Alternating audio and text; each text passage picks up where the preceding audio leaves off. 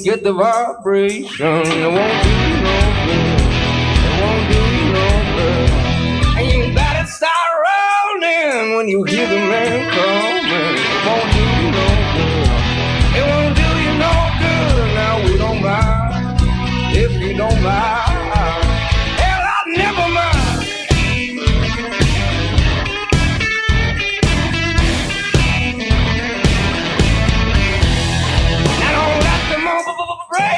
Let the feeling come take you. It won't do you no good. It won't do you no good. And you know I got fevers when you hit me right. You know you might as well. It won't do you no good. It won't do you no good. And I say, kiss your baby goodbye. Come on, love, it's alright. Heaven knows they wanna break you apart. Yeah, baby. Kiss your baby goodbye. Come on now, it's alright. Never know unless you give it a try. Oh, baby.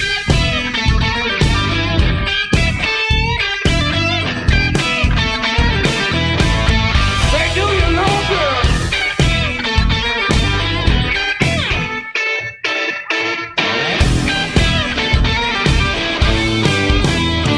Can't fight the temptation when you get the vibration. It won't do you no good. It won't do you no good. And you can tell I got fever. You try to shake it off, try it all you want. It won't do you no good.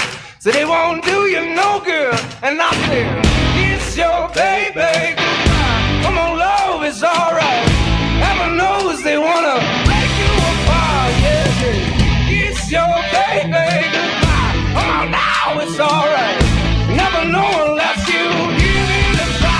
Oh, baby.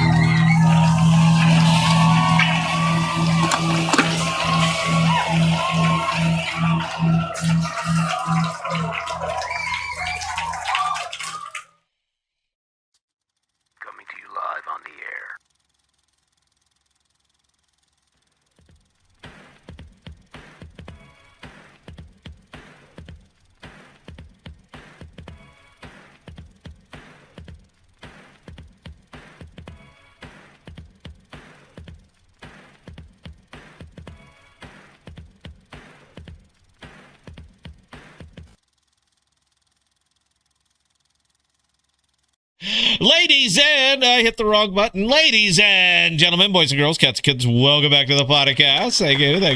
You know why I hit the wrong button, Bell? Because I'm wearing sunglasses and I literally cannot see any of the buttons. So if it's off just a little bit, I'm not going to be able to see it. But after interviewing Arturo last night and all that other stuff, I was like, I got to change my image. That's all it is. You got to be a broadcaster and a character. That seems to be very, very important. So you know what? Sunglasses. All right. Now I'm cool. I have there's a much cooler factor to me here. And by the way, guys, we Bella and I discussed this before the frame show, and she said, "Oh yeah, you should definitely wear sunglasses." So here we are.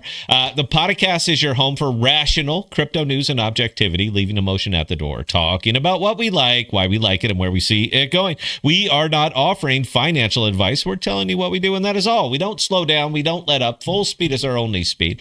I'm your host, Scott, pragmatic investor who has won and lost fortunes. Joining me as always, the greatest producer of all time, the one, the only, the original, the mighty Bell. How are you doing today, Bell? You know what? I just read a comment that has me kind of sitting there and going, thank God. So Political is joining us in chat, and he says, okay, backache, we'll be joining you in a hot bath. I won't turn on the camera. I got nothing here, Bill. I got I got nothing for this one. Political. You know, as much as I've always wanted to see you naked, man, I'll tell you what, it's been a deep there's a hole in my life. And I think the thing that would fill the hole in my life real well is seeing you naked. I got nothing here, Bill. What do you got? You gonna help me out, or you just gonna leave me out here floundering around? I mean, save the camera time for OnlyFans. They're Political. I mean, you might make a bit more money than you're making at your current day job that way. I told him, just do feet. All right, dude, just put a camera on your feet, drip mayonnaise on them, or whatever the fuck those people do, and just enjoy it, man. That's the goal out here, right? Everyone, we're a social media conscious kind of place, so that's absolutely what you have to do, man. I'm here to help. All right, look, I'm a problem solver.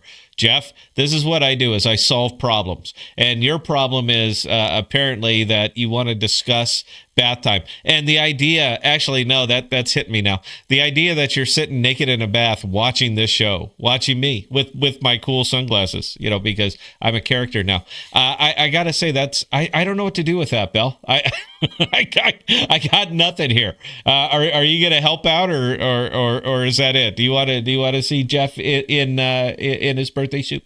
No. Well, thank you know, you. Jeff. But I'm also shuddering over the idea of mayonnaise on feet. Gross. You know what? Why'd you do that? You know what, Belle? I've been around a long time. I've been all around the world. The one thing that I've learned, if there was any, chisel it on my tombstone, is you never judge a person's kink. I've discovered that. I believe in that all the way up and down, and I am the very last person that is ever. By the way, guys, you like the sunglasses, huh? Does this make me look cooler? Am I suddenly more interesting now because I'm wearing sunglasses?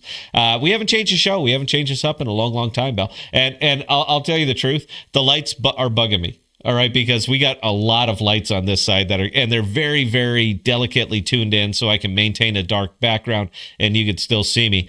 But there's a lot. I have umbrella light. I have key light. I have fill lights. I have all of the kickers that are going around here, and it's a lot of light, and it gives me a headache. I don't know. There's no fine line that we can really walk here.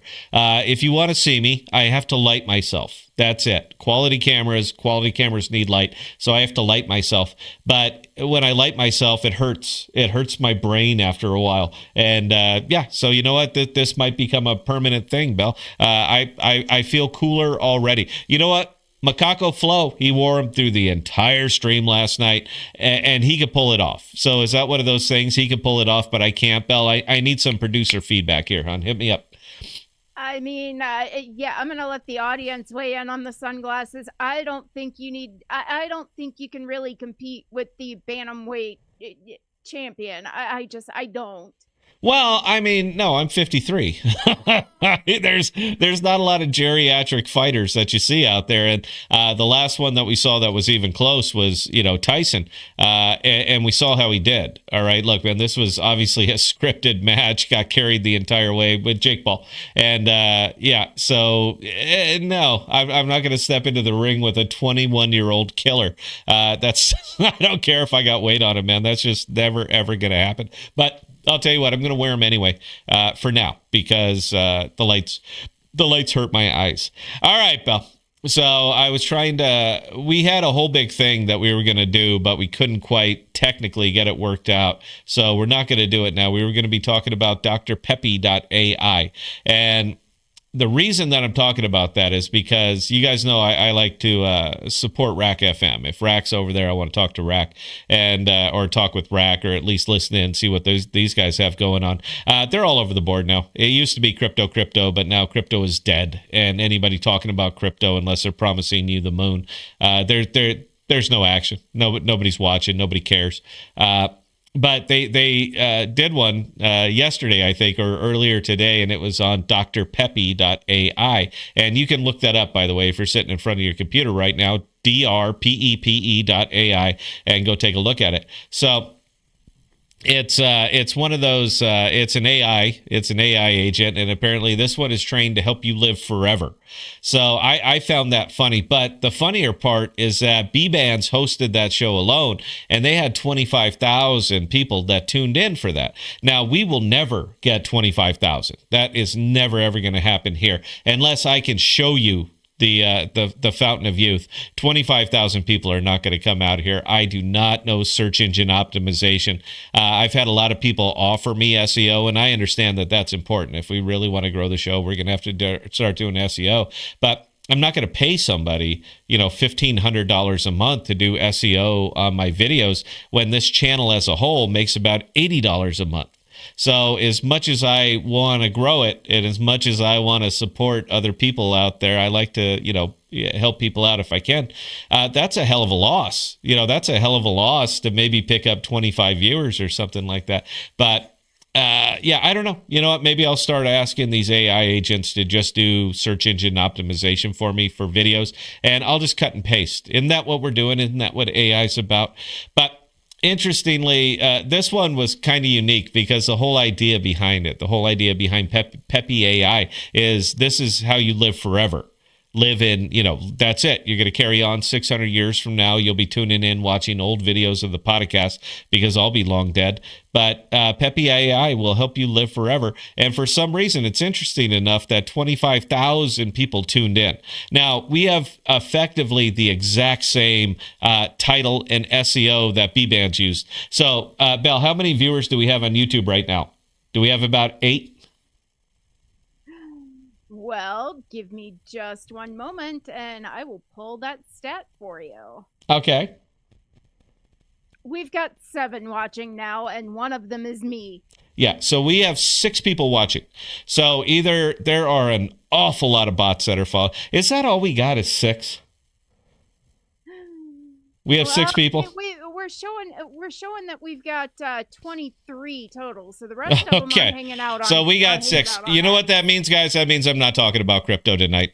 You know what? You guys, anybody who's watching us now, you've been with us for a long time. You know where my mind is on all these things. There's no point, man. I could sit here and point out what you're seeing yourself, but there's no real point. So I think we're gonna talk about TV or shows or something that's a little bit more entertaining to me than crypto right now. Everything is staring at Bitcoin. That's it. Bitcoin dominance is not quite completely taken over the market, but those of us in the trenches and those of us out here in the alt world are well aware that it's Bitcoin. Bitcoin's the only thing that's going to move it right now. So there's no point. I could talk about everything else and all the Herculean leaps.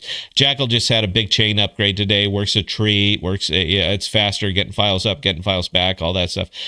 They've improved it wildly, but nobody's going to care. People don't care because we don't care about products out here. And we can keep going on and on and on about products. But any Web3 product that is designed for Web 2, there's no need to market in Web 3. You're pissing your money away.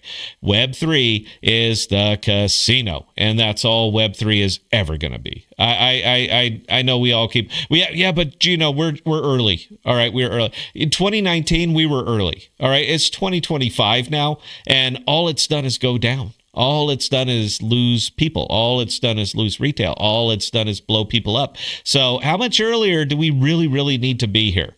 That's kind of it. So Web3 products are the absolute way to go. And abstract away the Web3, design them for Web2, and then advertise at Web2. If you're pushing it over here in Web3, man, you're just absolutely wasting your time. People are not going to pick it up. They're not going to suddenly, see the light on all that. They don't care.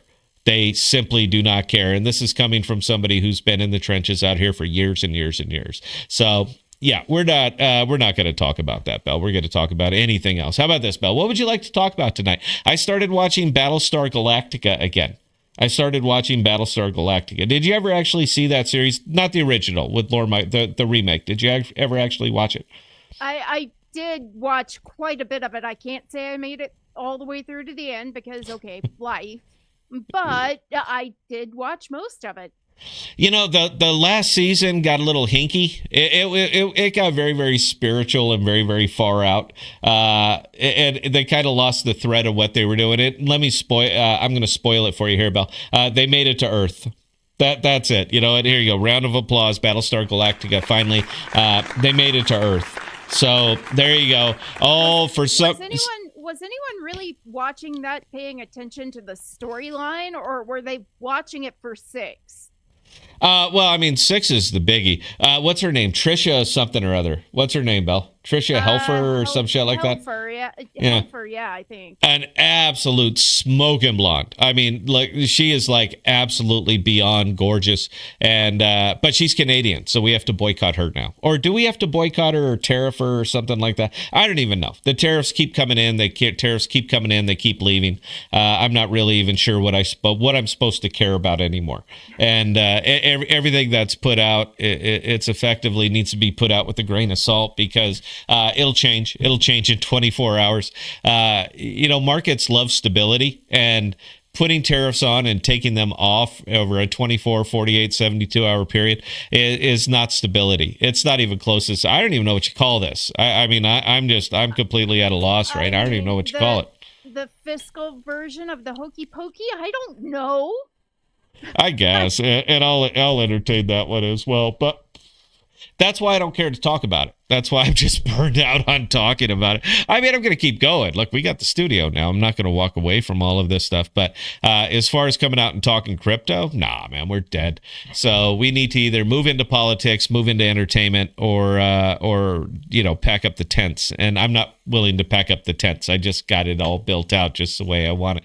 So we're not going to be doing that. But yeah, Belle, they did make it to Earth, and it turns out they could breed with the natives. That's us. These are all the people there. And then they put all their ships on cruise control or autopilot and flew them all into the sun and blew them all up. So that's it. They end up becoming Earthlings moving forward, and society develops and all that other shit. So that was kind of the end of it. But the journey was epic. The journey was absolutely wonderful. The story was good. The acting was great. But it makes me pose a question to the audience. I've heard this asked lots of different ways, but I'm gonna pose the question to the 2 or 3 listeners that we have. You're on a spaceship and you get to choose your captain.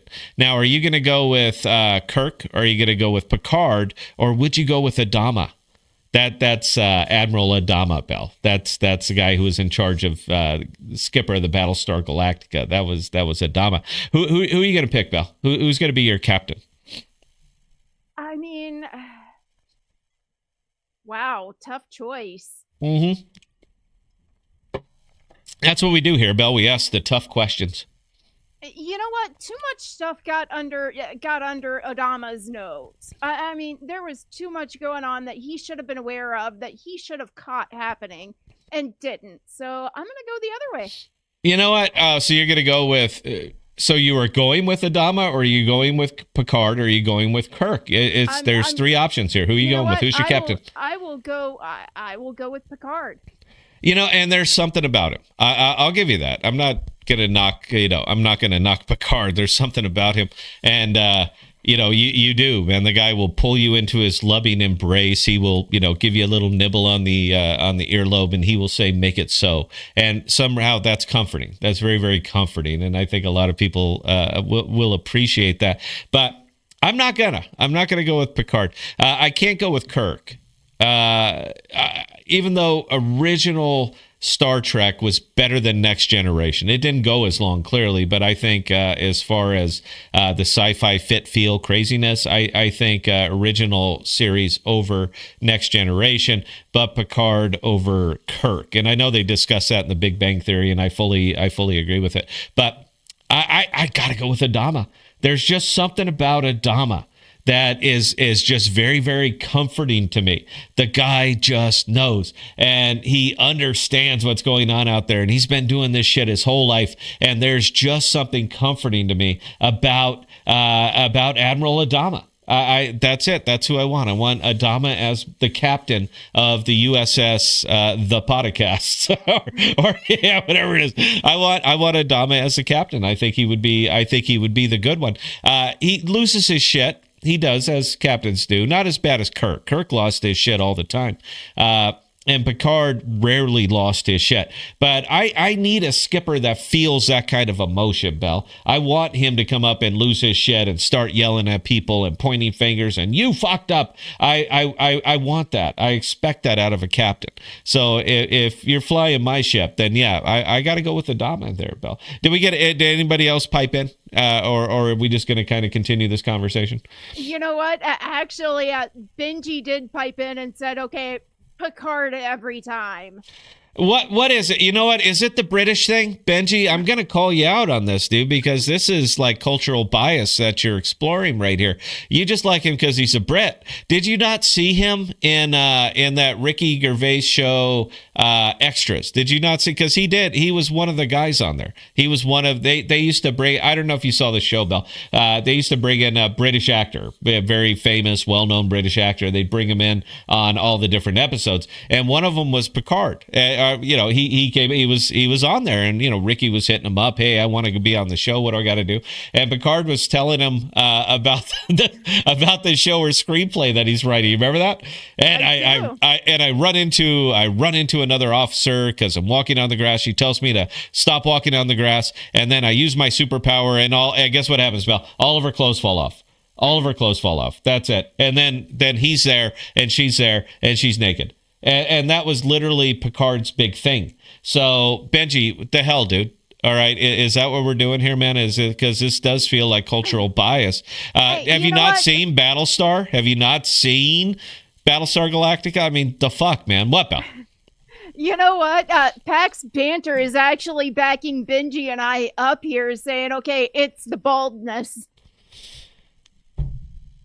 I no, because so if baldness is the determining factor, why the fuck can't I be your skipper?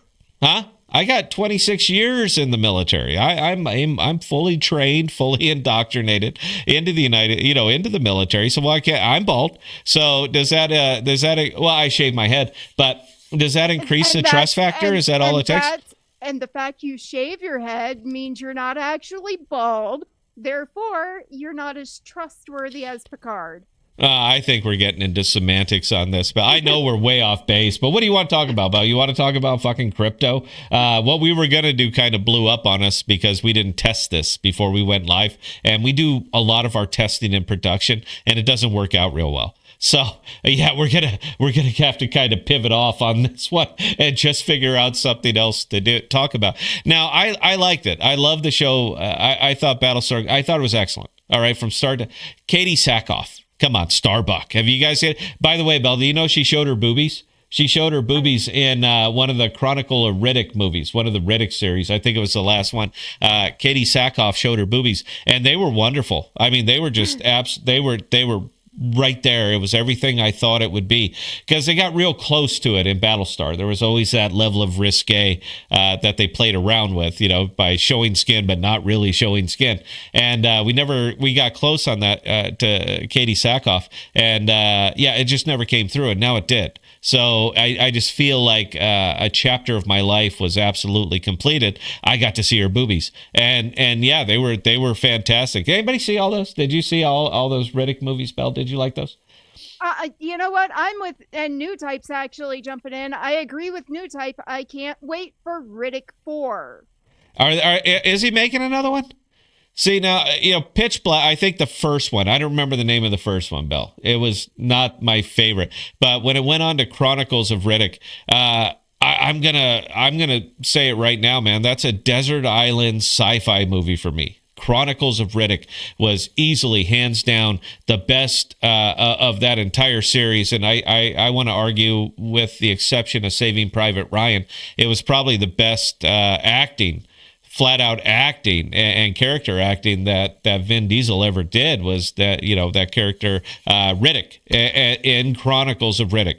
That was the good one, because that had a lot of people in it. I forget what was the shaman's name, David something or other. You know what I'm talking about? Yeah, he was in the first one, got killed in the second one. Yeah, I actually got a signed picture of him. I saw him at a Comic-Con, and I gave him $25. He gave me a big print, and he signed it. I'm proud of that. I think because the guy's he's a wonderful actor. But that movie itself, Chronicles of Riddick, was just way up there on the really cool sci-fi level. I mean, it was way up there on top. And there was just so much goodness that was going on in that. And his character was awesome. Every part of that was awesome. I loved it. My favorite part is when the Lord Marshal comes by and he just grabs it. I'll take your soul. And he pulls the guy's soul out the other side of it. Because he said, I will not kneel. And he said, okay, fuck you then. And I'll take your soul. That was heroic, man. That was just the ultimate confidence. And you notice that once he did it, all those people, how quick they hit the knee. Did you see it, Bell? They all like, all right, I'm getting, fuck that guy. I don't even know. I didn't even like him. I didn't even like that guy. You bet. I absolutely want to be one of you, and how quick that happened. But yeah, that scene right there, and Riddick was up there, and he says, I'm not really with everybody here, but I will take a piece of him. That big fuck, that big guy, that guy. He said, but I will take a piece of him. That is such a good, it's just so awesome of a character, and you don't get to see enough of that. I'm just saying that you don't get to see enough of that. But then you couple that with really, really good sci-fi, a series that you want to continue with, and Katie Sackhoff's boobies. Belle, that's a trifecta. I mean, that is absolutely a trifecta all the way across. I know you don't care as much as I care. You really should. If you haven't seen them, they were glorious.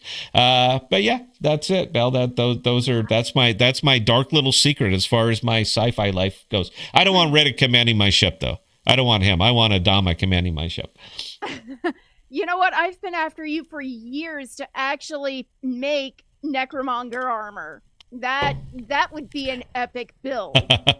You should do that. That stuff is tough, man. Look, most of theirs was not steel. All right, it was polyform, and I've laid out the breastplate. And with all the fluting and all the other stuff and the ridging and the everything that I have to do to that, and that breastplate was heavy. I mean, that bitch, I put that thing on, I was like, fuck this. So it kind of stopped right there. But I couldn't imagine it with those pauldrons, with those big ass pauldrons that they, those big monstrous shoulder. People call them shoulder. They're called pauldrons, but those big massive pauldrons that they're wearing and all the rest of that, I don't think I'd be able to move. I mean, it would be great. It would look just like the movie, but I'd become a pillbox at that point because I wouldn't be able to move. It's just too heavy. We can armor against anything. By the way, I'm going big screen here. I've been a blacksmith for 25 years, and the job of the blacksmith is to keep the arrows and the swords and the axe, as an armor smith, is to keep the weapons out of your heart. That's it. That's our entire goal. I have just filled up here. I might even stand up back there behind me in one of the suits of armor, put it on a stand so I could show it off every single time that we go live. But our job is to keep it out of your heart. Now, the thing we have to know first is, what are we defending against? Because if we're not defending against heavy weapons, then the armor will be much lighter. If we're defending against very, very heavy weapons, the armor will be much, much heavier. And I can make you a breastplate that'll stand up to a cannonball, but you're not going to be able to move in it. It'll be fine. You'll take the hit. You'll, oh, look, I got shot by a cannonball. But you're going to be doing it from wherever you started, because you're not going to be able to move in it. We're going to have to make it so goddamn thick to stand up and distribute the energy that you won't be able to move in it. So there's always a real fine line as far as blacksmithing goes, is us finding, making something that's competitive, but it's based on what you're defending against. Now, the necromongers, honestly, they weren't defending against much. All right, Belle, they just were not defending against much. Melee weapons, standard melee weapons, maybe some pole axes and stuff like that, but it would effectively have been the same thing that we would have built in the 1500s for defending against that. And I don't know what'll stand up to ray guns, because we don't really have any. So I haven't been able to test that yet, Belle. I can make you a breastplate that'll stand up to any handgun known to man. Stop at a 308 or something like that. Yeah, we're back to the cannonball thing. You're simply not going to be able to move in it. I can make it for you. It'll stand up, not a problem. Just layer, man. It's called turtlebacking. So, and which is interesting because the Germans did it on their on their combat pieces, all on their tanks, on their ships, and everything.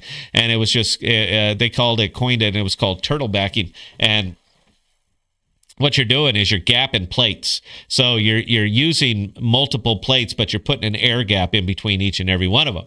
So when the original shot hits, a lot of energy is going to get dispersed, busting through the very first plate, and it's going to flatten out the round. It's going to flatten out the head of the projectile. Then it hits the next plate, and it's going to hit the next plate with half the energy and none of the actual ballistics, because that's all going to get bled off. So by the time it gets if it happens to penetrate, and anything heavy enough is going to penetrate, man. It's just, 16-inch round coming in and hitting you. It's going to go through anything. It really doesn't matter. But for the smaller rounds, 8-inch, the 5-inch, 8-inch, stuff like that, the turtleback armor would stand up very well to it. So I might be able to do that with something like a breastplate, actually stack multiple plates. I mean, you're going to be big. It's going to be way the hell out here. But air gapping them and actually going with the turtleback configuration, it might distribute or disperse enough that energy that it'll knock holes in the outside of it, but it won't actually penetrate the inside.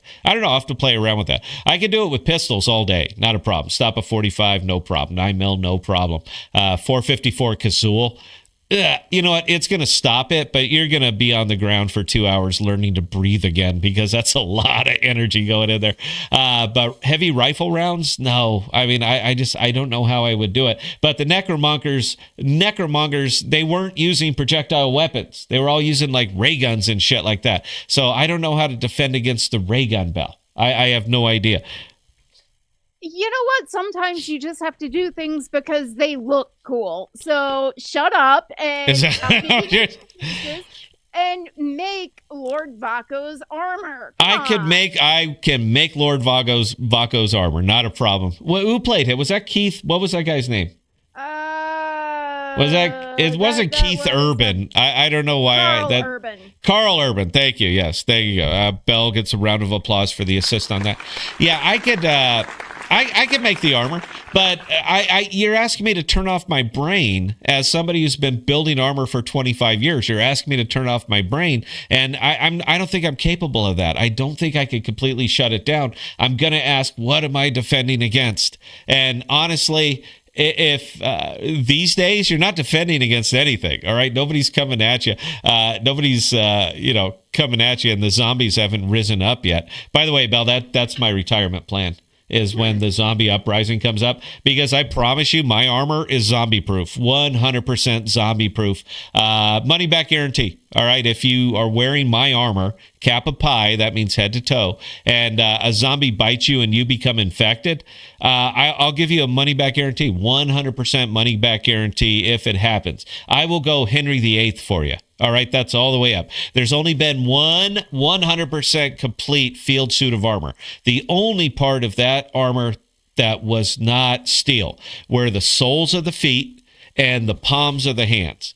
Everything else, all the way up and down, even the ass, was 100% armor plated. But you can't armor the feet because you won't get any traction, and you can't armor the palms of the hands because you'll never be able to feel your weapon. So everything, I will literally go Henry VIII. I'll build you Henry VIII's field suit, and that's it, man. You're zombie proof. All right, that's what I can do for you. Now, funny thing, it's going to cost you. I mean, this is not cheap. You're talking about Henry VIII's field suit. By the way, it took 150 blacksmiths, professional armor smiths. It took 150 professional armor smiths 2 years to make it. 2 years. So if I had to do it by myself, I would never be able to get it done before I died. It simply wouldn't happen.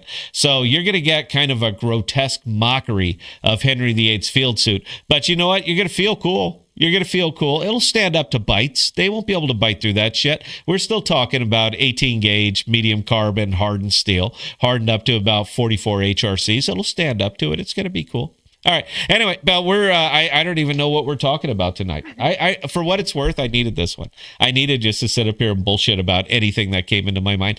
Do we have any questions, comments, concerns, or observations from the audience, Belle? I can't imagine we do, but if we do, please go ahead. We do, actually. So Gustav Smith says that Aegis shield is awesome. You know what, Gustav? I'm going to give you a round of applause, sir.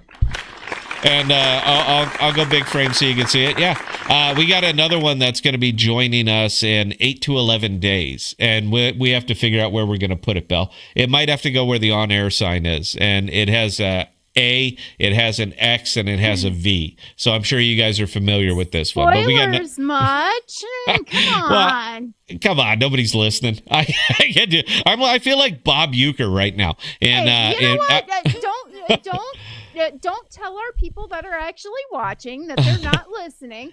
And I mean, hello, Benji is actually listening. So Benji suffers from cultural bias. The simple fact that he would pick Picard over Adama tells me everything I need to know. It doesn't matter what that guy is. How about this? How about this, Benji? Johnny Depp. All right, Captain Jack Sparrow will come and command your ship. Wouldn't that be cool? He's kind of got an accent. I don't know. I can't identify his accent, but he kind of has one. It's more British than it is English, so maybe we get Captain Jack Sparrow to command your ship, huh? What do you think? What do you think? Brits, they're all the same, Belle. Anyway, carry on. All right, so next one coming in from Political. Scott, could you take Herschel Walker? He is older than you? Could I take Herschel Walker? I don't know what kind of boxing experience does he have. I'd have to lay out very, very specific criteria for me to get back in the ring and box again. 1, 2-minute rounds. I simply cannot do 3 minutes anymore. I'm gassed. I smoked most of my life. I drink alcohol every day. I am unfit to step foot in that ring. But if you put the gun to my head and said, you're going to have to come to terms, that would be the very first one, to 2-minute rounds and no more. We're going to be going with standard boxing rules. All right. The standard boxing rule set. And you know what? We're going with, we're going with 16-ounce gloves. How about that? I really don't want to take all that impact. So we're going to be going with 16-ounce gloves and 2 minutes. And I'm not going to fight a professional athlete. Herschel Walker is something tells me he's still in real good shape. I'm not going to fight a professional athlete, and I really don't give a shit about what the rule set is. He's going to kick my ass. Hopefully, if I could stand up to him toe to toe, 60 seconds, he hits, we hit, we just get into just a rumble in the middle of the ring. I'd take a shot. I have a good chin. But I have no illusions that I could beat him. I mean, just not. Anyway, carry on, Belle. All right, new type. 25,000 views? Sounds botted. Doesn't matter. I guess it doesn't matter. The fact that they got 25,000, man, breaks them way out of our league. I mean, we have never, I think the best we ever put in the audience at a single time was around 290 people. And that's when we were interviewing Eli Noto. You remember him, Belle? Remember Eli from way back in the day? He was the AMP. I don't even know what he did, biz dev or whatever. But yeah, that was it. And that's when the AMP community was big and bold and strong and all that stuff. And now they're bitter clingers like the rest of us, holding on to their tokens, just hoping something works out. But yeah, that's it. I've never talked to that many people in my entire life. I doubt I ever will. But yeah, you know what? They got it. The numbers are there. I give them yet another round of applause. And apparently B-Band's carried it all by herself, Belle. She was there. Robo wasn't even there. So she got to carry that entire stream with 25,000 viewers. She got to do that by herself. So you know what? Round of applause, man. They broke way out of our league. So that's it. They are the bar, that which everything else shall be measured. Forevermore, I have christened it. Belle, carry on. All right, Idiot Fish. I saw the number of people on that space jump up. I was like, WTF, over. I didn't know they pulled those kind of numbers. She did a good job. Oh, yeah. No. She's completely a pro. B-Band says a real good job. She's like Belle. She's his chaos coordinator. I got mine, and she's got, she is hers. So, yeah, man, that was fantastic. Now, I didn't catch the stream live. I didn't see it. So I didn't know what was happening. That was it. I support the other broadcasters out here. Whatever they're doing, whatever they're talking about, I'm there. So I didn't know that one was happening. But shit, man, they knocked it out of the park. And I hope they got some followers out of that. I hope it's something that will springboard them up to the next level of broadcasting excellence out in this space. I hope it works out well for them, man. Nothing but good things, nothing but good times. Yeah. Anyway, carry on, Bell. One more, and then we'll play a song, I guess. G Torres, can we vote on a topic for tonight? Yeah. Dude, you don't even have to vote. Just bring it up, man. Like we're not really a democracy here. We're a desperocracy. We're that. So yeah, dude, whatever you want to talk about, man, you just let us know. I'll tell you what would you guys like us to discuss next? I have a lot of experience in a lot of different places, and there's virtually nothing that I cannot discuss. So if there's something that you guys interests you right now, you guys want to bring it up. You want to talk tariffs? We'll talk tariffs. You want to talk economics? We'll talk economics. You want to talk Chronicles of Riddick? We'll talk Chronicles of Riddick. Would you like to talk about the slide off of the Fast and Furious series? How the first movie was so good, and by the time you got to the 10th movie, you're just like, you know what? Fuck it. I don't care anymore. I mean, Jesus Christ, Bell. They're jumping cars over helicopters, landing them, and just carrying on and saying, well, look what a good driver we are. So I'd be happy to discuss that. Anyway, you guys talk amongst yourselves, decide what this stream is going to be about, even though we've kind of lost whatever thread we had, and we'll get right back to you here after this song on the podcast on the KPOD network. Bell, I have no idea what's next, or if anything's next. Hang on. Oh, there you go.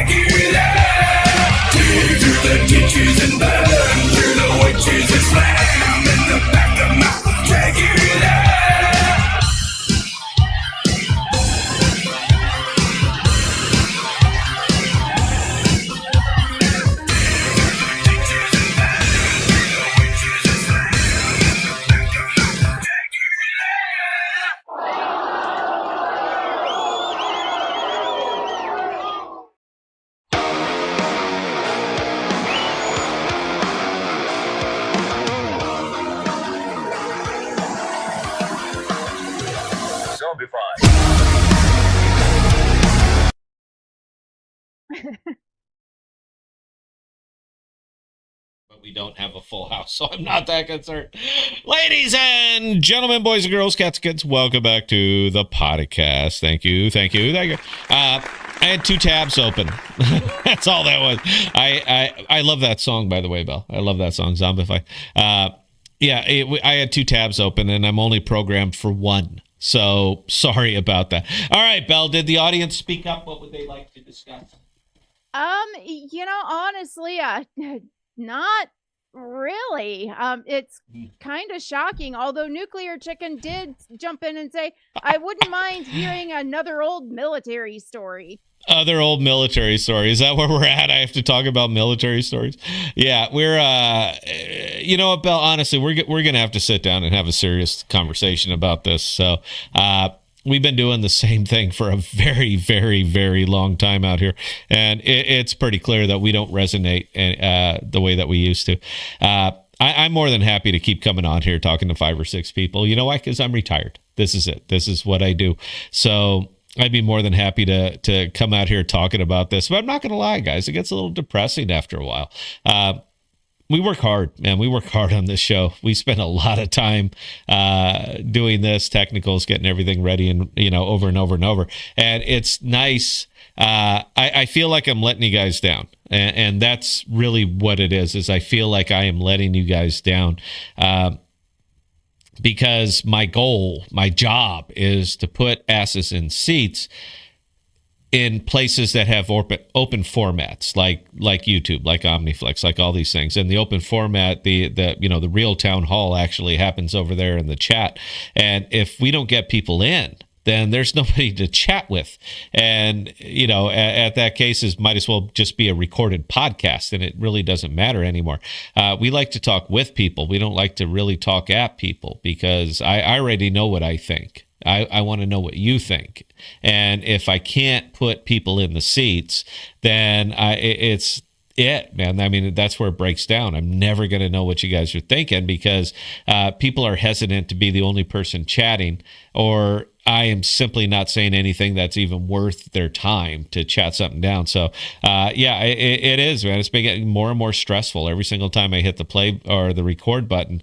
I'm sorry, every time I hit the go live button, because I'm like, well, fuck, nobody's going to be here. There's nobody to chat with. There's no one to really talk with. And it's making me put a lot of really looking internally to try to figure out, what do I have to do, or is there anything I can do? I got a nice voice. It's pleasant enough for radio and what we're doing here. It's a pleasant enough broadcasting voice, but the best voice in the world that's not saying anything anybody wants to hear is just not worth anybody's time. So either I go back to just reading audiobooks, stuff like, turning books into audio, interesting things that I find, politically or through crypto or anything like that, and just reading what other people wrote, or I have to make a serious pivot out here and figure out what we actually have to do.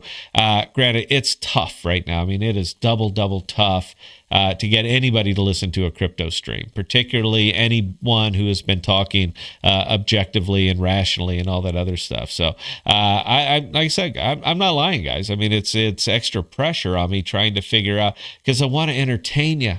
I want you to want to tune in. I want other people to want to tune in to have the discussions. And even if they're not talking, even if the chat goes completely off the rails and it's not talking about anything that I'm talking about, if we can't get people in here to have even those sidebar discussions, then I have failed, and I have failed hard. And I'm just trying to find that little fine line out here right now that we could ride to get people from both sides of every aisle coming in here to actually have the discussion. And yeah, I like I said, guys, I mean, I feel like I'm failing you, not me. I don't care, man. I talk to myself all day, every day. So it's no skin off my back, but I got to get people in the seats so that you guys can have the discussions. And it's kind of beating the hell out of me right now. I just can't figure out which way to go with this. Crypto is not the topic right now. I mean, it just isn't. Who's going to trust anybody out here? Do your own research. for virtually any crypto project out here is finding out how you're going to get fucked.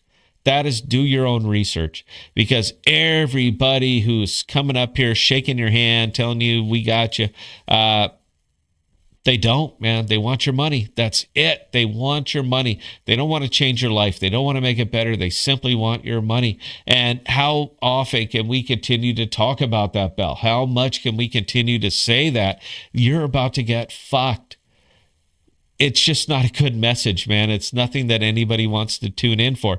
So we bounce around. We start looking for more and more projects and products to talk about. And aside from Opolis, it's nothing really interests me out here right now. There just isn't. That DrPePe.ai. It was kind of funny. We were running some tests on it. We were putting the same question into DrPePe.ai that we put into Grok, that we put into Chat GPT, that we put into Ask.ai, and everywhere. And virtually they all gave us the same answer to every single question that we asked. The answers were almost identical. And for 3 of them, the answers were verbatim. They were identical. So it makes me wonder, what is this AI agent doing? Where is it getting its information? Because it looks like it's the same as we're getting from everywhere else that is not an AI agent. Bell? You know what? The one that was different among the 4 of them, that was not a word for word copy paste, was actually Grok. Grok, and a round of applause for Grok. Yep. It was the only one that came up and said, yeah, what you're asking is bullshit, but here's some information anyway. Yeah, Grok was the only one that stepped up and said, it tried to be at least a little bit different. And yeah, that's what it said. It said, nope, you're full of shit. Thank you, but here's some information anyway, because you took all this time to type out a simple one-word sentence. But yeah, all the rest of them, even Pepe.ai, they were virtually identical. I mean, all the answers were the same. So it makes me wonder, are you an AI agent or are you just a chat filter? So you literally in the back end are taking the question, going to Chat GPT, asking it, getting the answer, bringing it back and saying, hey, Pepe.ai says this. So I don't know. But again, when you're dealing in a space like this, crypto, blockchain, which is critically sketchy, nothing would really surprise me. And yes, by the way, they do have a token. It's called DrP, Dr. P, DrP. They do have a token. The token launched towards the end of December. It's down hard, like everything else, but they actually got 3 months of run out of that token before it started putting up 8 zeros in front of it. It had a max supply of like 888 billion. I mean, it is a Solana launch. It's all in circulation. It's effectively worthless. Even this project, I was like, why would you need a token? What are you doing with it? There's no point in this. You're literally giving it away for free. So what's the point of the token? And yeah, those are the questions that I asked, and those are the questions that I have. But what good is it, man? Nobody cares. All right, we're all past it. We're so numb to the scams out here that even when you're participating in one and you know it's a scam, you'll continue to participate because the fuck else that do you have? So yeah, we're going out, we're scouring the world, we're looking for products, we're still not finding them, but we did find DrPePe.ai, so that's it. Belle, please carry on. All right, so next one coming in from Gustav. There's a parable about a group arriving at a new civilization and destroying their own ships. Yeah, actually there is. Was it Cortez when he landed and burned his ships to make sure his men were very, very motivated? Sure. I I get it, man. And yeah, I kind of agree with that. You know, having no choice but to proceed is an excellent position to be in because there's no turning back because the boats are all on fire. You're fucked. This is it. You make it work or you're going to die. That is wonderful, wonderful levels of motivation. But I want to keep everybody happy that I can. And Nuclear Chicken did ask me a question. I don't know if I ever answered this one, but I will. Meaning, I don't know if I've told this particular story or not, but I'll go ahead and tell this one. So the year was, what year was it? 1991. And the war was called Desert Storm. Anybody remember that, Belt? What? Hey, you know what? I'm going to have you backtrack. If you're going to tell a story, start it right. Okay, I'm sorry. How to start it. No shit. There I was. All right. So, I was, God, how old was I? About 19 years old in the Navy. I was a cryptologic technician, maintenance. Maintenance. This is very important, is to add the maintenance. I don't know what happened inside the skiffs. I don't know what happened inside or information that was being passed in the crypto vans. I have no fucking idea. You can torture me. You can do whatever you want. I can't give up anything because I didn't know anything. Information is compartmentalized and I didn't need to know, so I didn't. But way back then, we were having trouble, and I doubt, maybe Jeff knows, I don't even know if he was in Desert Storm or not, but we were having trouble finding Saddam Hussein's Scud missiles. That's what he had. That was his big thing. And he was constantly moving these Scud launchers all over the country. In Iraq, it might look small on the map. It's pretty big when you're there, and there's a lot of nothing. I mean, just a lot of empty, barren, desert out there. But he was moving these launchers all over the place, and he was launching them into Israel. And the Patriot missiles were doing okay, knocking down most of them, but we didn't get them all. So for some reason, we rolled through that entire thing in about, I don't even know what it was, 3 weeks, 30 days, something like that. And I was out in the Persian Gulf at the time. I didn't know what the fuck was going on. I had no idea. I was jumping from ship to ship, putting in specialized antenna systems, which are wildly obsolete right now. So don't bother with the torture. This is, 30 damn years ago. But for some reason, they said, hey, we need a map man to go, in country. And I was like, well, I'm a map man. That's what we call ourselves, map man. I said, sure, I'm a map man. I don't want to be out here anymore. I'd like to touch Earth. Sure, let me go in. So this was before there was such a thing called joint forces. Joint forces are, you take groups of people from all branches of the military, put them into a single entity, and we all function together. That's what we do now. Back then, we didn't do that. So I was like, sure, I'll go in there and work on their electronic equipment, because that's what I do. And I'll just be doing it with earth under my feet instead of water. I was like, sure, that sounds like a good idea. So when they flew me in, which was cool. I never got to ride in a helicopter. That was pretty badass. And they set me down. I went and found my people and where I was supposed to go. And they gave me a big ass sea bag. They said, okay, here's your gear. I was like, I don't need gear. I got my gear. They was like, no, you need this gear. So I opened it up and it was full of fatigues. All right, I'm Navy. In 1991, we didn't wear fatigues. We didn't have fatigues. SEALs, maybe. SEALs, yes, definitely, but not crypto techs. We didn't have fatigues. So I pulled out all this Desert Cam. And if anybody who was over there remembers the Desert Cam, the original ones, these things sucked, man. These were terrible. But yeah, I pulled all this shit out. And they're like, okay, get dressed, get your thing, get your weapon, and you're going to go over here. I was like, the fuck do I need a weapon for? I was like, you multimeter, all right? Oscilloscope, spectrum analyzer. These are my weapons. And they said, no, they're not. This is something different. So I figured out how to put the shit on. I figured out how to get the web gear on. And I went to the armory and they gave me a rifle. And I was like, what is this? They're like, yeah, no. You just don't worry about it. Just carry it and sign here. And I was like, do I shoot this or something like that? They're like, no, don't worry. You'll learn that later. I didn't learn that later, by the way. That's why this is a funny story. So what we were doing was putting we're putting vans on the back of 5-ton trucks. And anybody's ever seen a big 5-ton truck out of the Army, you know what they look like. It's single cab, big long bed on the back of it. And we were sticking these vans on the back of it. We call them vans. They're communication suites.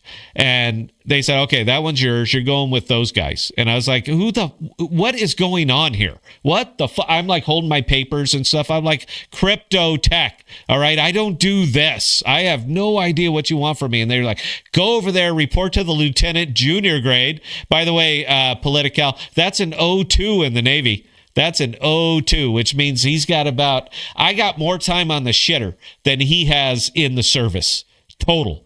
So we're talking about somebody who's been in the service for 6 to 9 months. Not exactly somebody that you want leading a group of people outside of the wire. But hey, you know what? I just follow orders, right? That's what I do. So I went over and I reported to the junior grade. You my man?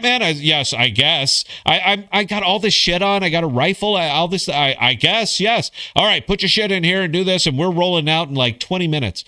I was like, what the fuck? I don't even know what my job is. What am I supposed to do? I recognized the van. I was like, yeah, I can work on stuff in there. What are we doing?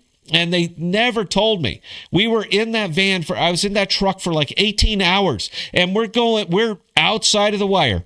That means there's no friendlies. There's no you're outside of the wire. You're in a hot zone. And I was like, what the fuck am I doing here? I fix things. Nothing here is broken. I don't need to be here. And they said, no, it'll be fine. So what we were doing is we were sending vans out all over the place, all over the country, because we're triangulating scuds. Now, what that means is we got ships in the Red Sea. We got ships in the Persian Gulf. We got ships in the Meds. I mean, this is not security kind of stuff. We all know that we got ships up there, and we always have. So Saddam got a little bit smart. He used to run them hot basically all the time, meaning that the scuds are active and they're transmitting so that they can do it. But he stopped doing that because every time that he'd spin one up, we would knock it out. So he was putting them out there in position and would only bring them up for a very, very brief amount of time, enough to get the target and to launch a missile, and then you turn them off. So we had to triangulate them. Now, when you're triangulating something like that, we need 3 different points that we've detected the signal. And that is the signal amplitude and the signal direction from our location. So if it's here and we got a ship up here, then it has it at this direction, meaning at this bearing, 48 degrees, and the signal strength is this. That's a signal strength that we detected. So we can make a guess, plus or minus, about how far away it is. 180 miles, and we got it on a bearing of 48 degrees. Now, we correlate that with this ship over here that caught it at this angle, which could have been 22 degrees. So we know where this ship is. We know where it caught it, and it's signal strength. So we know it's about here.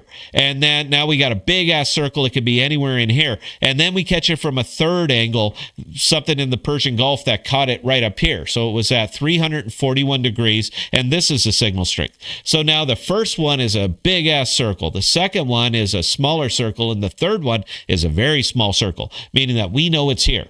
But it took so long to get all the information from point A to point B to point C and to get it back that by the time we launched aircraft to go and blow it up, it was gone. So we said, okay, we got to do something else. And that's where the vans came in. And apparently I didn't know this because it's compartmentalized and I didn't need to know. And this is information that is 30 years old, so it's not classified any longer.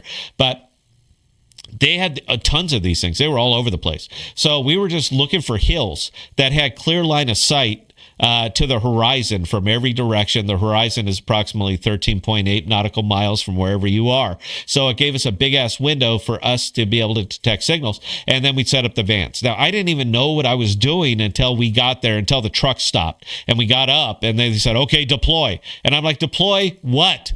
I don't know what you want from me. And they said, make the van go. Make van go. That's great. And by the way, Bell, that's O2 talk for I don't really know what I'm doing out here, but I want to see blinking lights. So make van go. I said, okay, I will make van go, which means that I have to start running out antennas. I have to plot. I sit up there with my thing. I'm taking, plots to see where my strong signals are, where my dead points are and all that stuff so I can set up my antennas. And yeah. So that was it. That's what I was doing out there for 3.5 months, was moving from point to point to point and setting up the van. And I'd go in there. I'd make sure I'd put my test signals. I'd make sure that we're all working. I'd come out and I'd give them the thumbs up. And then the people who actually knew what was going on would go into these things. And I had to go hang out with the Marines. Now, I don't know if you guys are familiar with military protocol, but Marines and sailors do not get along. We simply do not mix. We are different, wildly different animals. And I had to go over there and hang out with these guys. I'm in fatigues. I have on web gear, load-bearing vest, all that stuff, and I have a weapon that I don't even know how to load. And I have to go hang out with these guys because they are security. That's their job. So there were 6 of them. So one day, and I'm actually getting to the story now, Belle. I can see even your eyes are glazing over. He asked for the story. Actually. I want to give. I'm Hear trying what? to choke back a laugh. Okay, so one day, I don't even know where the hell we were. I have no idea. I was the lowest man on this totem pole. I was basically a plumber. All right. And people don't spend a lot of time getting to know the plumber. Fix it and disappear. That was my job out there for 3.5 months. So one day out of nowhere, I'm back there and I'm talking with the Marines. They don't like me. I don't care for them a whole hell of a lot either. So it doesn't really matter. And I heard a sound. It sounded like kind of a mosquito. It sounded kind of like a mosquito with a sonic boom after it because there's a little bit of a snap sound. I didn't know what the hell that was. I heard, and I was like, what the hell is that? And so I'm sitting up there. I'm looking around. I was like, there's always bugs out there. You wouldn't think it. It's a desert, but you wouldn't think it. But there's always bugs. But there's not a lot of that sound. And I was like, what the fuck is that? I'm looking around and all of these Marines are scrambling. I mean, these guys are grabbing shit. They're running. They're hitting the deck. They're pulling up binoculars and scopes and all this shit. And they're looking around. And I'm still standing there like a dumbass. I'm like, what the fuck are you guys doing? Did I miss something here? And, I honestly, man, they're all waving at me. They're all doing this shit. And I'm like, hi, what? You've never liked me up till this point, and now suddenly you want to acknowledge me. So I'm like, hi, and two of them took me down. I mean, hard. These guys hit like sumo wrestlers, man. I mean, they pounded me down. I was not a lot of weight back then. I was maybe 145-ish. The food's not very good, Belle, so I didn't eat a lot of it. It sucked. That food was terrible. And yeah, one of these guys is basically sitting on my Kevlar. My head is in the sand. I'm going, trying to breathe because my face is in the sand. And this dumbass is sitting on my Kevlar. I was freaking out. I was like, is this some kind of initiation shit that I've never been aware of before? But no. What it was a sniper round that got so close that I heard the whiz and I heard the snap right afterwards. They're telling me to get down. I'm not a combat guy. The fuck do I know about this? I am 19 years old. I shouldn't be here. I should not be here. And we'd never taken fire, so I had no idea what the hell was going on. But those 2 guys, and it was Ryan and Kurt. No shit, that was their names. I learned it afterwards. Ryan and Kurt actually saved my life that day because if I would have kept standing up like this waving, I basically drawn a bullseye right across the middle of my chest because that next round would have been right there. But yeah, they put down, they're sitting on me. The guy sitting on my helmet is discharging his weapon. Now, what I've always wanted to do out there, Belle, was discharge my weapon.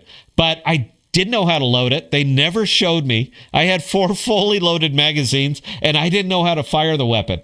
So he's sitting on my head, discharging his, because I couldn't hear shit. All I heard was, it sounds kind of like this. Woo! That's what you hear. That's what you hear after 6 rifles are going off in unison and you don't have any earplugs. But yeah, they got to do all of that shit, and we didn't hit anything. They were all firing. Apparently, the rule of thumb is if one guy's firing, everybody fire. All right, we can always reload. We can always get more ammo. So if one person's shooting, everybody shoots. So everybody got to do it but me. And to add insult to injury, they took all of my magazines that I had afterwards because they discharged all of theirs and they needed ammo. So they took mine and accepted the fact that I'm not going to shoot my rifle. That's it. That's the story. Have I ever told that one out here before, Belle? Not on air, no. You've told me that one, but yeah, it's still funny. Well, Nuclear Chicken asked for a good military story. That's one of my military stories. I was a young man, all right? I didn't have combat action ribbons yet. I had never been in the shit, so to speak. I was a young man. That was my very, very first experience with it. And apparently my very first experience with it was almost getting my head taken off by a 7.62 by 5.4. But I will never, ever, ever forget the sound that the round makes when it passes close enough to your ear that you can hear the whiz and the snap. I'll never, ever forget that. That's all the way down there. I see no other comments coming in, Belle. I assume nobody had anything to say about this story. Actually, Nuclear Chicken is chiming in saying, oh my God, I'm loving the story. Great story. Dude, you had to be there, man. I hadn't showered. We don't shower. All we take out there are horse baths. There's no shower. You get a single thing of water. The only water we have is what we carry trucked out there with us. So we got the big ass. What do we call it back then? It wasn't Cadillacs. It was something else. That's all the water we had. So you got one bowl of water and a washcloth, and you were sitting out there every other couple days taking a horse bath because that's it. And I don't know if you've been out in that kind of desert environment. It's hot as balls during the day, and you have no balls at night because it gets so fucking cold. So the one thing that we notice is that we are all irritated with each other all the time. I don't want to be there. They don't want to be there. None of us want to be there. We have no information, no news. The guys that are actually in the van that I had to set up, they know everything, but they won't tell us shit. So for all we know, I didn't even know what day it was. All right. I knew this was, they were like, hey, what day is it? I'd go, fuck, I don't know, April. I mean, that's it. That's as close as I could get to even telling you what day it was. I had to make the damn thing work, and I couldn't even go in there. After it's up and it's live, I can't even go in the box. I want to go in the box. I want to see what's going on. They have air conditioning in there. Did you know that, Belle? We have two 20,000 BTU air conditioners are on the top of this thing, sucking up all of our power. The generator is just revving constantly. Everything smells like diesel. It sucks. And those guys are in there with fucking fur coats on because it's so cold. You don't think I didn't like them? Fuck those guys. I'm out here with the goddamn jarheads. I have no business doing it. I had to make it work, and then I couldn't even go in there. Fuck the military. I mean, all the way up and down, right there, pal. Fuck the military. Belle, carry on. All right, so Nuclear Chicken chiming in with water buffaloes. Water buffaloes, thank you. Give you a round of applause there. Water buffalo. It didn't give it the round of applause. I didn't hit the button. Yes, thank you. Thank you, sir. It was a water buffalo.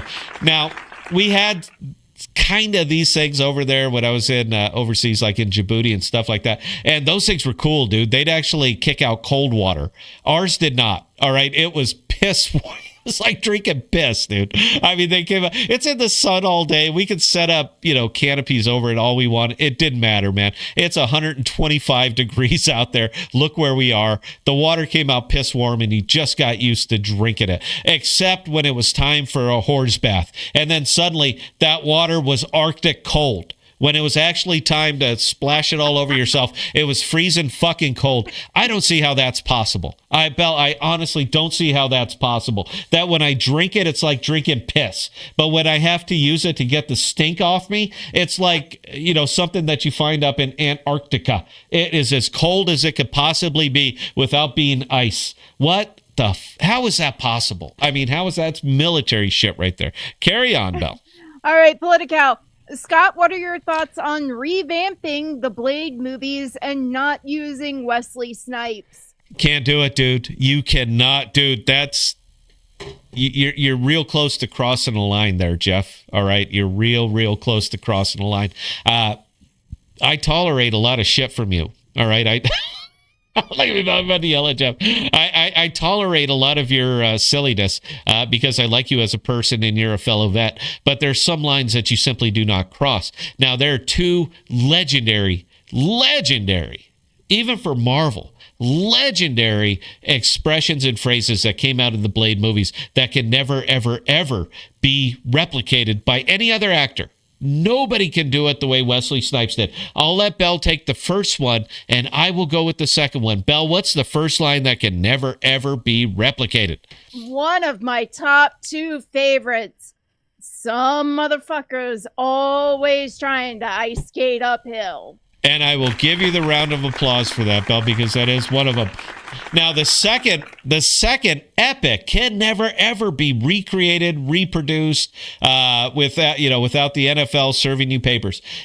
Was in Blade 2. And it was when they were down in the sewers and they were completely surrounded, and Blade had nothing but vampires all the way around him. And he stops, he pauses, he looks at him, and he says, "You do not know who you are fucking with." And he threw down the light grenade, which is horseshit, by the way. That was absolute crap. Man, come on. Light does not bend around the cave unless there's a wave guide. We can bend light, but it takes more than a concrete wall to do it.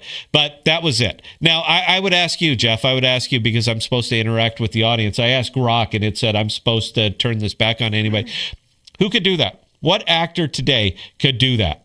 And you know what? And if you're going to go with casting the way that we're doing casting right now, you'd have to get Timothy Chalamet to play Blade. Are you ready for that, Jeff? Is that cool for you? We'll get Timothy Chalamet to play him, because they got somebody else that's playing Severus Snape, and the only person alive on the planet that should play Severus Snape is, what's that guy's name?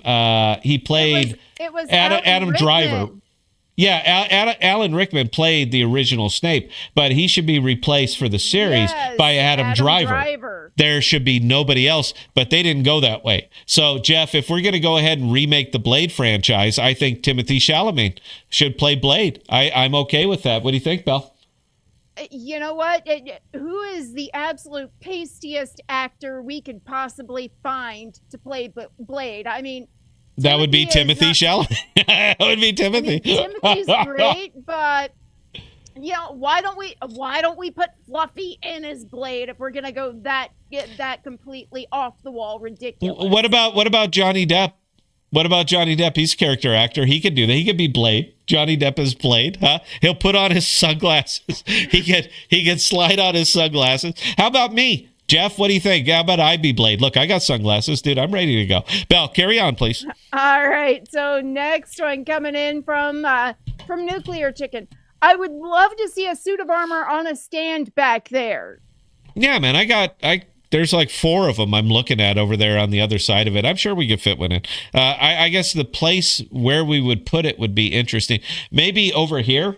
What do you guys think, man? A nice suit of armor, nice 15th century German high Gothic. That might look kind of cool sitting over there. You guys can all criticize my work. There's nothing to criticize, man. Mine is as close to authentic as you can get. So, yeah, we'll think about it, Belle. Carry on. All right. Gustav, Kentucky Ballistics just tested a 4-bore rifle. The guy that pulled the trigger is a beast. Is he still alive? 4-bore. What, dude? You're firing cannonballs at that point, man. You don't shoulder fire a cannonball. So I'd have to ask, man. Is he still alive, or is this like something for?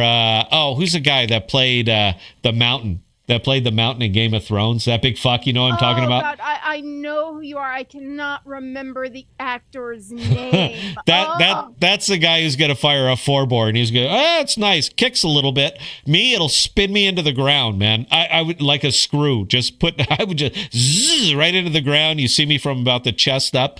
It's got a little kick to it. You might want to brace up for this one. Carry on, Belle. All right, Goblin John. Paul Logan? Paul Logan. Who are we talking about here? Is this something we talked about a long, long time ago? Or you want Paul? Or do you want? I thought his name was Logan Paul. Is it Paul Logan? I think it's Paul Logan. Okay. Is he the guy firing the 4-bore? I lost the thread here. So did I. Okay. That was so long ago that, yeah. But you know what, sir? I don't recognize the name. I'm going to give you a round of applause, because the one thing that we never see over here anymore is new names. So I appreciate it. If you like the channel and you're seeing us on YouTube, please like, please share, please subscribe. In fact, if anybody out here right now has never seen us before, if you hit the subscribe button, you're going to hear a real cool sound. The little sound will go off. It's similar to the sound as if we get a tip, but we don't get tips. So there you go. Carry on, Belle. Nuclear Chicken, I would like a cool set of videos about what you learned from working with the data centers. Oh, God, man, that shit'll put you to sleep, dude. Whatever you think you know about the data centers and what goes on in there, unless you worked in there, you don't know. The amount of power, electricity that these things consume is shocking. I mean, absolutely shocking. I'll give you an example. A single building Now, these are generally built up in quads. There's 4 buildings, so we'd have like DSM 1, 2, 3, and 4.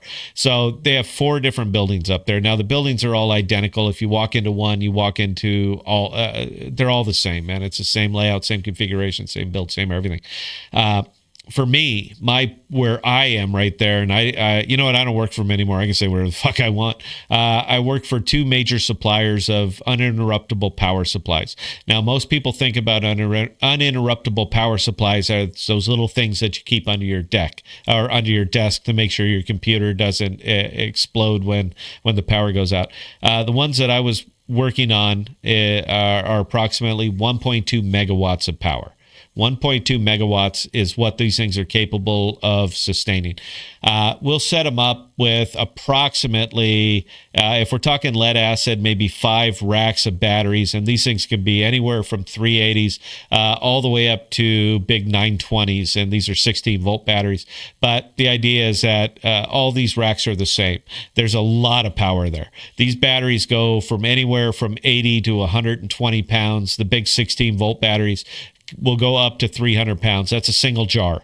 All right. And getting them in and changing out, doing these kind of swaps is, you got to know what you're doing or you're going to get killed, man. That's it. And if you've ever seen a 300-pound battery hit the ground and explode, you run. All right. Get the fuck away from that. So with all of that, with all of these UPSs and with all of this battery backup that we're providing to these things at 1.2 megawatts, that is 1,200 kilowatts. At 1,200 kilowatts, all these batteries, which would not even fit in this studio from left to right, those racks of batteries wouldn't even fit in here. We're going to be able to maintain those servers, what's pulling off of them for 2 minutes. And that's best case scenario. That means we just commissioned the site. These batteries are as fresh as they come, basically straight from the manufacturer. They are brand new. We've tested them. We've ran them in. We've done everything, and these things are ready. We can maintain 1.2 megawatts or 1,200 kilowatts. We can do it for approximately 2 minutes. Now, there's no guarantee. It may go 2 minutes. It might go a little under. Might go a little over. Might go a little under. Odds are good that it's going to go a little under almost always. We're not going to get 2 minutes of runtime out of those things. But that's it. That's what we can support the amount of racks that are attached to these things that are drawing 1.2 megawatts of power. We can maintain those things for 2 minutes. That means you got 2 minutes to get these big-ass cat generators. And if you've seen the pictures, most of you have, these are these monstrous big gray things that just have these massive trunk lines that are running into the data centers. We got to get those generators started. And these things are diesel, all right? They are cat generators. They are pure diesel. And these things chew through fuel like you wouldn't believe. But you got 2 minutes to get those generators started and have them start kicking out power before the batteries go flat. That's how fine the line is that we're running. So when you have a power interruption, big storm, electrical outages, service, transfer stations go down, anything like that, these things will, UPSs will kick on. We will try to maintain the power as long as we can till the generators come on. And when the generators come on, these things are chewing approximately 60 gallons of fuel an hour. 60 gallons of fuel per hour per generator.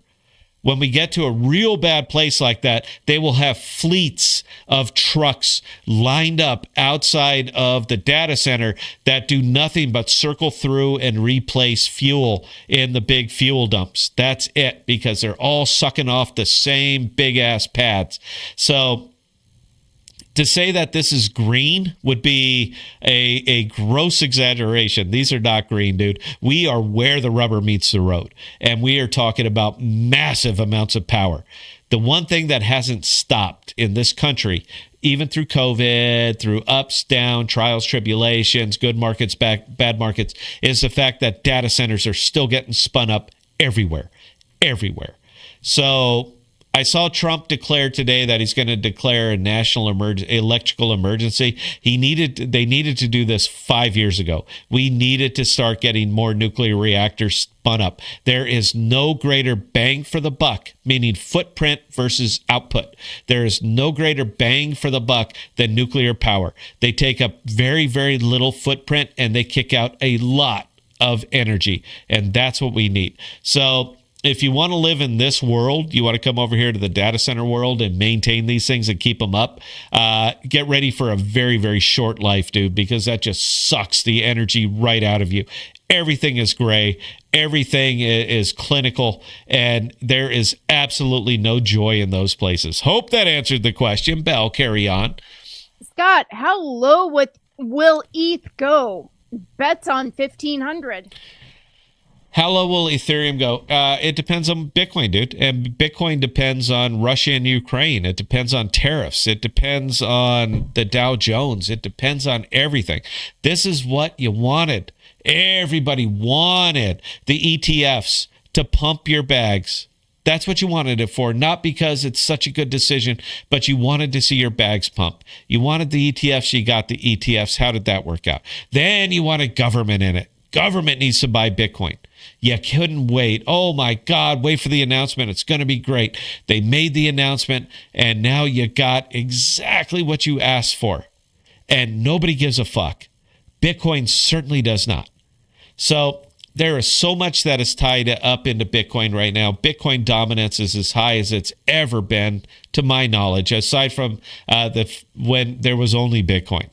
All right, but since and 100,000 more new tokens launched, Bitcoin dominance is higher now than it's been over the last few years, and it's not going to stop, man, because people don't understand the space. They cannot separate blockchain from crypto. They just can't separate those two things, and they're wildly different. Man, crypto is Doge.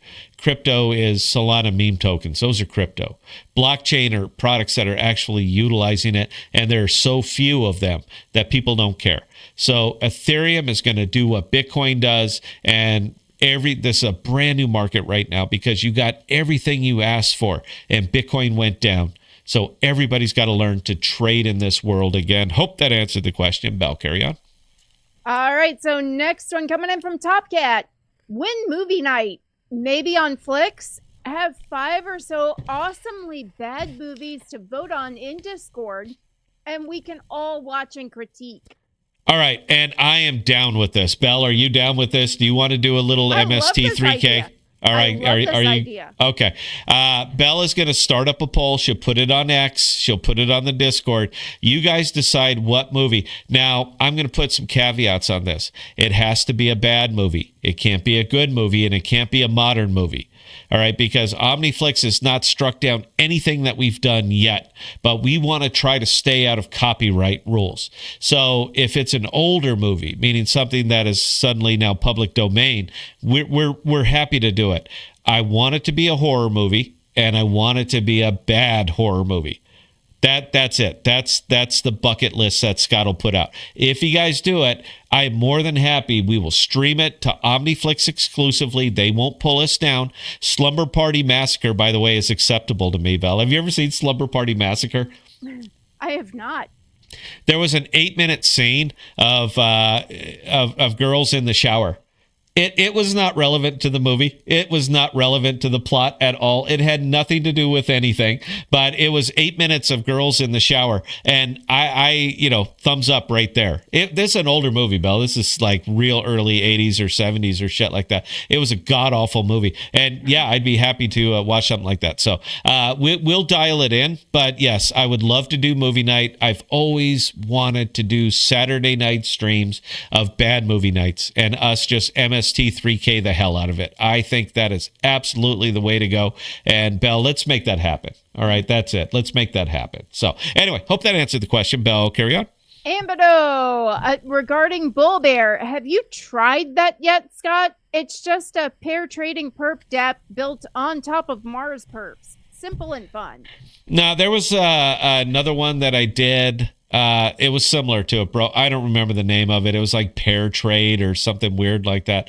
It worked. I actually made some money on it. So I know which one you're talking about, but like everything else out here in crypto, as soon as you can show that it's even the least little bit profitable to the developers, it's going to be cloned and mined the hell. And it happened here apparently. So I haven't tried that one. I'll take a look at it, man. Right now, anything that'll make me some money, dude. It's tough out there. Bell, carry on. New type. Did you look at the video I sent in Discord about whiskey on chain? Yeah. I didn't look at the video yet, bro. I did see it. I'm more of a whiskey and glass kind of guy, and this one says probably whiskey on the cup. My producer got this for me. I assure you it's whiskey every single time. So no, I didn't watch the video, dude, but I'm going to take a look at it. I'm not sure how whiskey and chain helps my life. I'm not sure how that advances me, Bell, because I'd rather have whiskey and glass. Where's that video? Nobody ever shows me that video, Bell. I mean, I don't know, but yeah, if whiskey on chain leads to unusual whiskeys in glass, I could sell it. I mean, look at there. I'll even go big screen. Look at there, huh? Whiskey. Anything whiskey or bourbon related, yes. Please keep putting it in Discord. Keep bringing it to me. I'm interested. Bell, carry on. All right, Idiot Fish via X, the Scud Hunt. I was a kid, but I remember the news talking about it. Yeah, dude, that was it. I was there, man. I was fucking there, man. You like the voice crack? You like that? I wasn't in Vietnam. Yeah, I was there. And it sucked. It was hot. It was cold. Warm water and cold horse baths, man. That's it. That's my total takeaway from all of the Scud Hunt. But it was a thing, dude. It was a big thing. It was, because they were landing those in Israel. You guys know how we feel about that. Yeah, it was there. It sucked. Anyway, carry on, Bill. Political regarding remaking Blade. I'm not for it. Just saying that is in play. I'm hearing it is coming in late 2025. Not gonna be a fan. That's just like trying to revamp the Expendables without Sly or John Wick without Keanu. And that's what it is, dude. You know what? I have more respect for the Blade trilogy because they were doing this before every other movie was a Marvel movie. All right, that was Wesley Snipes was out there all by himself establishing this. Nobody was there with him. He didn't have this huge supporting cast. He didn't have any of that shit. He was out there all alone on that island making comic book movies before anybody else was doing it. I have more respect for Blade and Elektra and all of these people that came before Iron Man. That's really where it is. They tried to do a TV series that was Blade based without Wesley Snipes, and it was horrible. It failed epically. What was that called? Maybe we could run through those episodes out there on movie night. Maybe we can run through those, Belle. That might be fun. That might be fun. Blade House of something. I can't remember what the third word was. We're going to look into that. If they're really bad, we'll do them on movie night. Carry on, Belle. Last comment coming in for the evening from Carter. You have the chance to try Shade X. Encrypted lending and borrowing can short Atom's secret Bitcoin, Ethereum, etc., or earn on lending. Carter, I did. I'm going to go big screen here, brother. Look, I'd love to talk. All right, look, I like what you guys are doing over there. I do. Look, man, I've been in and around Shade forever. If you could, sir, I'm even pretty sure that we message each other occasionally over there on X. I'd love to talk to you offline about this because, yes, I happen to like what you're doing over there. I like Shade X. I like the way that you guys have pivoted. I like what you have going on over there. But anything I say right now is going to get completely lost in the noise. That's a problem, man. Look, it's a crypto problem. It's not a Shade problem. It's a crypto problem in general. So if you could, sir, I'd love to talk offline and see if we can't come to some kind of an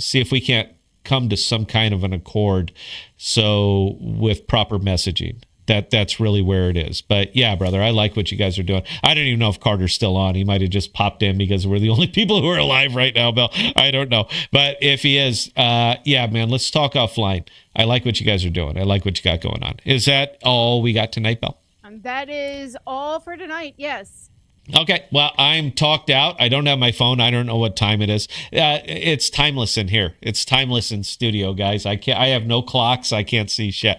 I don't even know how long we ran, but I don't think we said a word all night. That's there, I'm golf clapping myself. I don't think we said a word all night. Anyway, Belle, if you could, please talk us up, talk us out, guys. We have some really good guests coming up. We're not going to discuss them here, but you guys are going to know about them really, really shortly. Opolis is my favorite. I cannot wait to get Mike and Jeremy on the stream. But yeah, Belle, talk us up, take us out. Guys, wonderful time. All right, again. All right, again, ladies and gentlemen, for those of you who joined us this evening, we cannot say thank you guys enough. We do appreciate each and every one of you guys and the comments and questions you throw our way. Now, with that being said, we are going to be back on Thursday at our normal time of 6 p.m. Central Standard Time. In between now and then, if you guys have any other comments, questions, or concerns, or hate mail for Scott, definitely don't hesitate to reach out to myself or Scott, Bella at ThePodocasts.com or Scott at ThePodocasts.com, and we'll get those comments and questions answered for you. Beware, if you send hate mail, yeah, it's gonna be taken care of and very, very quickly, and then you will get a spotlight on your show as I respond. Again, we can't thank you guys enough, and we'll see you next time.